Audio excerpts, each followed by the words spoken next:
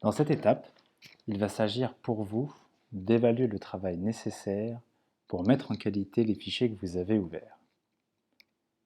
Au cours de la phase de data exploration, vous avez récupéré des données telles que conservées par la collectivité.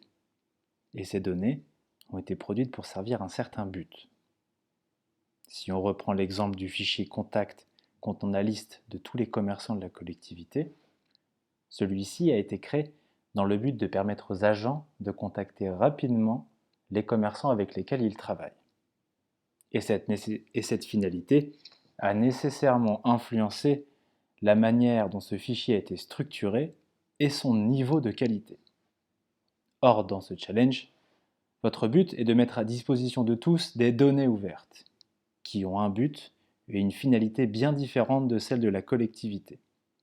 Il n'est plus question de permettre à des agents de contacter des commerçants, mais plutôt de permettre au plus grand nombre de réutiliser ces données. Et de fait, les données doivent alors avoir un niveau de qualité supérieur. Et votre but, dans cette étape, est d'estimer le travail qui sera nécessaire pour opérer cette mise en qualité. Pour pouvoir évaluer le travail nécessaire à cette mise en qualité, vous pouvez vous poser 4 questions sur chaque donnée que vous aurez récupérée. Premièrement, est-ce que la donnée est-elle propre? C'est-à-dire, est-ce qu'elle contient des lignes ou des colonnes vides? Par exemple, ici, nous avons un fichier avec la base horaire d'ouverture des commerçants. Et vous pouvez voir ici que ce fichier contient 3 colonnes vides. Ce fichier n'est donc pas à proprement parler propre. Il y aura un travail à faire pour enlever ces colonnes. La deuxième question à vous poser, c'est est-ce que ces données sont complètes?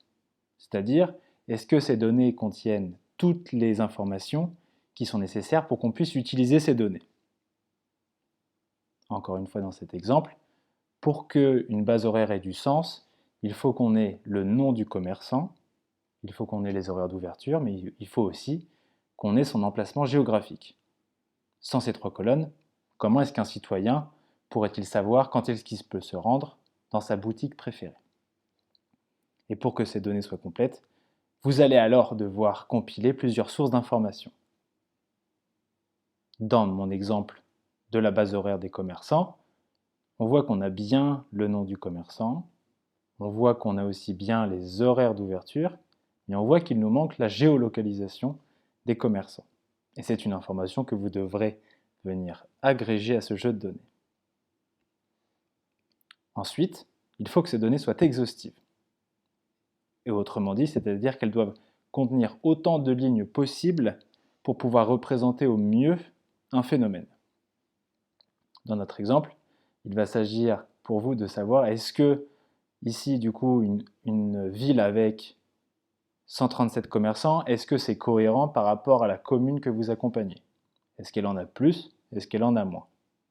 Et pour cela, vous allez pouvoir comparer ces données-là avec d'autres sources d'informations pour voir si les données que vous avez sont cohérentes.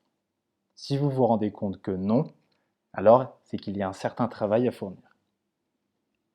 Enfin, il faut vous demander si ces données sont standardisées. C'est-à-dire vous demander si chaque colonne répond à un format spécifié par un standard. Reprenons encore une fois notre exemple.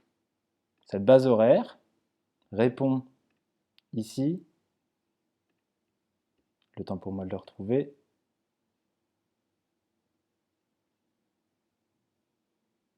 à un standard. Voilà, pardon, le voici. C'est le standard dans l'exemple qui spécifie que les horaires d'ouverture doivent être notés de la façon suivante. Pour pouvoir indiquer là qu'un commerce est ouvert entre le lundi et le samedi de 9h à 19h30, il faut l'indiquer avec les 2 premières lettres du jour en anglais et ensuite avec une plage d'ouverture séparée par un tiret. Dans l'exemple du fichier que vous avez récupéré, on peut voir très rapidement que les horaires ont été indiqués d'une toute autre manière. Nous savons ici que ces conventions d'écriture peuvent avoir l'air d'un détail. Mais gardez bien en tête que c'est justement en écrivant de la bonne manière que les informations vont pouvoir être réutilisées et interpréter de la bonne façon. Certains auteurs considèrent même que ces conventions d'écriture vont jusqu'à travailler nos pensées pour les façonner.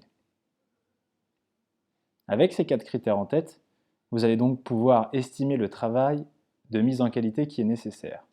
Si vous vous rendez compte que les données que vous avez ne répondent à aucun de ces 4 critères, c'est qu'il y aura un travail important à fournir. Et donc que vous ne pourrez pas effectuer ce travail 10 fois, donc que vous n'allez pas pouvoir ouvrir 10 jeux de données. En revanche, si les données que vous récupérez répondent toutes, dans le meilleur des cas, à ces 4 critères, alors c'est que le travail est moins important, et donc vous pourrez vous engager à ouvrir un nombre plus important de jeux de données. Et surtout, n'oubliez pas, si vous rencontrez la moindre difficulté, n'hésitez pas à contacter les experts qui sont là pour vous accompagner tout au long de ce challenge.